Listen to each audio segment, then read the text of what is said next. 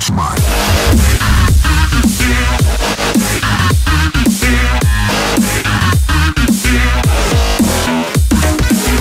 I pozdrav ljudi moji nekada dobrodošli u drugu epizodu srpskih tutoriala. Danas ću vam pokazati kako napraviti intro.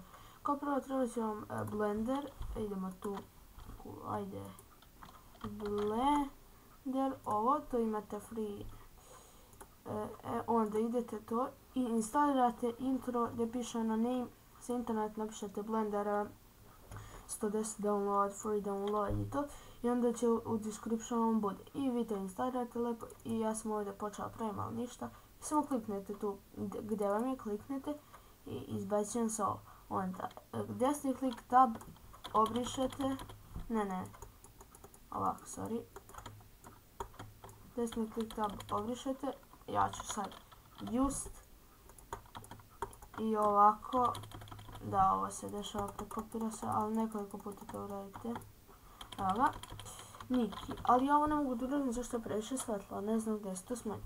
I samo kliknite render i ovo drugo. I ovo će početi, ja vam se renderuje, ovo treba se pomera. I ovako. To je bilo to, nadam se da ste uživali, samo vam pokažem. Pa ću sad pozvati.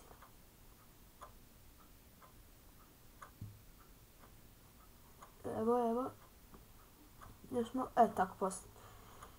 To je bilo to, ako ste uživali, lajkujte, šerujte, sabujte i recite drugima za moj kanal. Ćao!